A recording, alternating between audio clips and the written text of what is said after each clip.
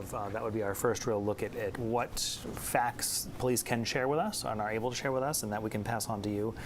So we certainly got a lot of information there, and so many more questions. And as we're learning tonight, it will continue tomorrow. And our Don Kerrigan kind of talked about how he had just heard from the public safety spokesperson, Shannon Moss, which we personally back here in the newsroom had not heard from her since 7:52 when police were at that scene in Bowdoin. But he heard from her that the search continues tonight in Lisbon. And we want to bring in Sam Rogers, who you were just at the scene in Bowdoin. Thanks for joining us now here. Now that they've cleared that scene in Bowdoin, it sounds like they're continuing the search in Lisbon. And you and Hannah Cumler were there last night. Yeah, and in Lisbon, a hotbed, I don't know if that's the right word to describe it, but like we were saying on the air up until almost 4 a.m. Early yesterday morning, it was a constant just stream of cruisers driving by. It would kind of be like, one or two just flying right by. So we were posted right by Lisbon High School, in between Lisbon Falls and Lisbon Town Center, and that was kind of the mile stretch that was blocked off. And David Guilford was there today reporting that some of those roads were being reopened in the past number of hours. But it would be really quiet, and then 6 cars drive right by. And we were looking through just Google Maps just to try to see what possible area they could be searching. And we were right by the Androscoggin River. I had no idea how close the river was to the back of Lisbon High School. And we saw a number of tactical trucks set up behind the school. Going into the gym, we could see into the gym. And it looked like they were preparing for something. Of course, we can't really speculate as to what they were preparing for, but there was folks stationed all over. And you're looking at video, this is what we had from last night. That was our location. That mobile gas station is really where we saw it was cruisers and multiple police officers kind of on both sides blocking that fork in the road. But again, seemed like there was probably a 2-hour stretch that every 15 minutes we would see multiple cruisers with the lights on driving by, and then slowly kind of come on back. And as we reported last night, that helicopter that was circulating, we had a lot of folks on social media reach out to us looking at like the flight logs and the capabilities of that technology, searching land and the water. And it's a very wooded area, like a lot of these places in Maine. And I think what I've noticed is being in all 3 of these locations in the past however many hours, it's very an interesting just geographical difference, not in terms of the physical mileage distance, but Lewiston, second biggest city in the state. So Bowdoin, where we were tonight, and I tried to explain it a few hours ago, it was like a massive farm. That's really how big that property truly was. And then Lisbon, a more kind of in-between type community where there's more homes around, but still a lot of woods and that river. And again, just so many different areas for officers to search. And we've said it all day long today, and you kind of touched on it, what you saw last night, what you saw earlier today in Lewiston, what you saw tonight in Bowdoin. These are all very active scenes. Yes. Yeah, and that was, I tried to, I don't know if I did the best job trying to explain that from Bowdoin about how maybe the number of law enforcement officers is similar to what we've seen, but I know Zach said it right afterwards about how this is not normal for our state, and you could feel that intensity. Like I said, when we would see cruisers flying by us, going above the speed limit, we thought, oh, this is it, they have something, but of course with all this information coming in from all these different kinds of sources, and we know our law enforcement agencies are pursuing everything to the fullest of their capabilities. So that was definitely something you could see was different, again, in this non-normal situation. And something else that I brought up, and the two of you know this in the field, a lot of times when you go on a scene, an officer will come up to you and give you a, hey, like heads up, here's kind of what's going on. The officers were really focused on looking out for our safety.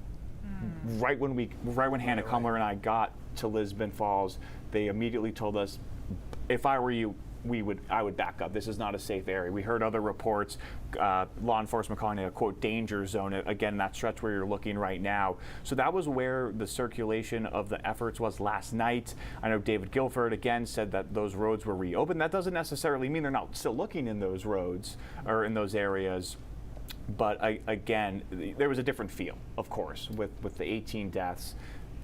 something that these law enforcement agencies train for, never want to have to kind of go out and execute and try to find this suspect, but it definitely was that different intensity. Even in Lewiston today, one one cruiser would come up to the bowling alley where the first location of the shooting last night, and everyone's eyes are glued onto the attention. And if I can just for another second just give another compliment to law enforcement looking out for our safety. We talked to, I believe it was you two, when we had a man come from over the train tracks.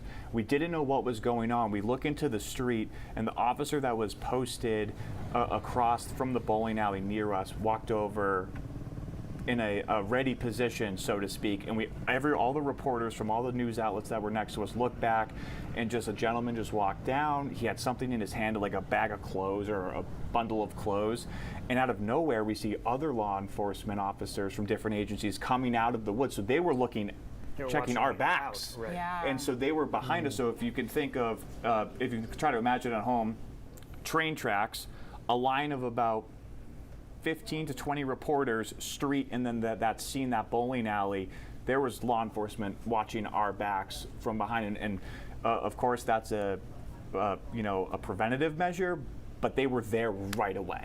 By the time we were able to look and see what was going on, they were there taking care of the situation, and one of those officers did escort that gentleman down the train tracks, was trying to talk him out of maybe hey, don't be involved in this situation, Don't walk right? through this Another neighborhood. scene, yeah. Yeah, especially just because everyone, whether it's members of the Lewiston community all over the state, ourselves, even as folks that were on the ground in the field today, you're always a little uneasy. And so again, when one cruiser drives by, you think, is this it?